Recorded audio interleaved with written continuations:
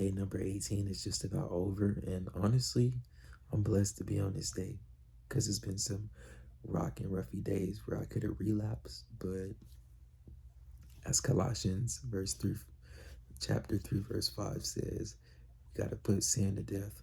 We got to put those things to death. And in this journey, we got to put lust to death. We got to put any sexual immorality to death. If we allow any of it to creep just even a tiny bit, that tiny bit is going to turn into something bigger. And why even chance that, Why even be like, oh, I can handle the little stuff? And then that little thing turns into something big. And not only are you in a full on addiction again, but you're worse than what you were before. Like I said, this journey just is not just about retention, retaining the seed. That's good, and that's the mission. That's what we want to do. But it's also about being pure in mind and body and spirit. And in order to do that, we have to we have to cut off access to certain things. If we allow the doors just to be wide open or even slightly open, and it's gonna mess up stuff. When you open the door, for example, and you let the cool air in, even if you open it up a tiny bit, if that cool air get through, you're gonna feel a little bit of that breeze. And if you leave it open long enough, it's slower than if you open it wide open, you feel it immediately. But even if you open it a little bit, it's still gonna creep in. It's gonna be slower, but it's eventually gonna build back up to that same amount as if you were to open the door wide open. So it's the same with sin. Uh, you may be like, well, I didn't open the door fully. I didn't just go straight into it. But even those little increments will get you if you don't put the sin to death. The sin has to be put to death. It has to be deceased. We have to look beyond. We have not look beyond it as in like ignore it, but look beyond it as in there are greater goals. You should want goals. I was trying to go in this video without saying but I failed. But you can accomplish better goals. Like, do you have goals set? If you are on this journey and you don't have goals set, then you need to be goal oriented. And when I say goals, like goals, figuring out your purpose, striving towards things, striving to like we're striving towards being pure in this journey. But also you should want to strive towards other things because when we're disciplined in this area, that discipline should just carry it over into other areas of life. You should already be disciplined in a sense, but if it's like me, for example, before where I wasn't disciplined at all, if you don't have those same things, like if you don't have that discipline in those other areas, I mean, it's going to catch up to you. You can be disciplined in one area, but if the rest of your life is not disciplined, then everything else is going to fall down on that thing, and you'll end back up being undisciplined in that area that you worked on. So you got to be disciplined in multiple facets of your life. You got to be focused and determined to accomplish more than just retention. It's about killing this thing at the root. Like I said in Colossians, you got to put it to death. You're not putting it to death if you're still giving it leeway to do whatever. You can't occasionally be like, oh, it's okay if I peek or have these thoughts and stuff. And I'm not saying you're gonna have those things because I still been having those things daily, but I'm doing my best I can to cut it off, blocking ads, closing, cover my eyes when I have that urge to look at women, trying to like make a covenant with my eyes, like Job, look away. Like I'm literally trying to do my best to do that. Have I always been successful in this journey? Absolutely not. Is it things I can do better in this next week, week 3, than week 2? Of course, but that's the learning stages of it, and you can't be discouraged by that because we don't want to fall in that pattern of shame. We don't want to be in shame where it's like, oh, I did this thing, I'm a failure, I'm worthless, because that's where Satan got you, and you're going to end back up relapsing and falling back into that same trap over and over and over, and it's going to be an endless cycle.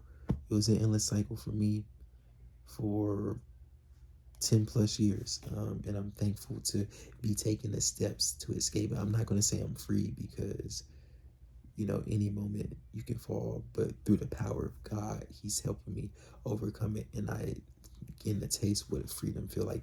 If I feel like this in day 19, 18, if you feel like this in day 18, just imagine what you'll feel like 365. You'll feel like Superman or something like that. Like I seen the videos of people day 90 and they look different. Like I told you this before in one of my other ones, but somebody literally said I was glowing when I was on like day 200 and something in the past. So it's real.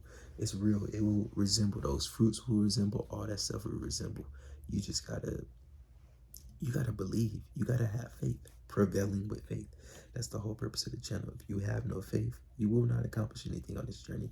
It's easier to say you got faith than actually show it. We actually have to show that we have faith in the Lord, in Jesus Christ, and that his power is what's going to help us overcome this journey this time, hopefully for a lifetime, until we get married. And then when we relapse and do things, we're doing it the right way. We're not having sex with ourselves.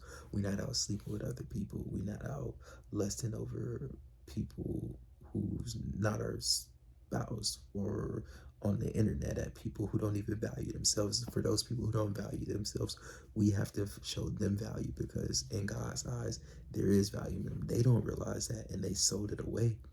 But at the same time, we can see the value in others. We can see the light in other people if we have light in ourselves. And if you keep relapsing and not trying and falling short, then you have no light. But each day we'll grow more and more in that light. You just got to stay determined, stay focused, and I promise you'll see the results. God is just in his words. You'll see the results. It's not just gonna be like, oh, I'm doing this and I did this for no reason, only to fall back. If you go on this journey the full way and you fall back, it's not over for you, but that's a personal choice you're making. If you go 365 or even 3 weeks or a month or whatever, if you can do that, you can do it for an extended period of time. If you can do this journey for 2 weeks, 3 weeks, a month, why can't you do another month? Then why can't you do another month after that? You're gonna have flat lines. You're gonna have parts where you feel tired and not feel like doing it. But when you have those feelings, pray. When you have those feelings, fast. When you have those feelings, be in tune with God. Like he says, draw closer to him and he'll draw near you.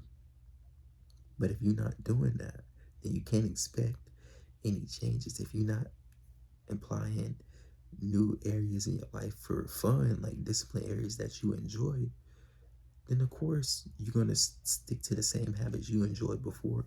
Sure, you may have enjoyed your phone or video games or porn or women or Instagram or whatever, social media. You may have enjoyed those things, but those weren't good things to enjoy. But when you go work out, or when you go cook, or when you read a book, or learn a new language, or you doing whatever, you feel the joy in it. You feel like you accomplished something because you did accomplish something. You're doing something a lot of people wouldn't do. And you also instilling discipline in yourself. And you're also becoming more knowledgeable and more wise, because you can be smart all you want, but wisdom is the key. Intelligence is cool, but intelligence isn't wisdom. We want to be wise, and we grow in wisdom. We grow in wisdom by drawing closer to God, being in his word, being committed on this journey, and doing things the right way. He says if you love him, you'll keep his commandments. So, and one of the things is just being pure. The Bible talks about it in so many verses. It's pure, pure, pure, pure, pure. It doesn't say that for any reason. It is not just saying that to say it. It's saying that to look out for us. It wants us to be good. So do you want to continue on this journey of purity? You made it here. Or do you want to go back and start over and just end up in that same cycle? I'm tired of the same cycle. I don't know about you, but I'm tired of it. So we're going to keep going, or we're going to overcome with faith. We can do this. Let's prevail.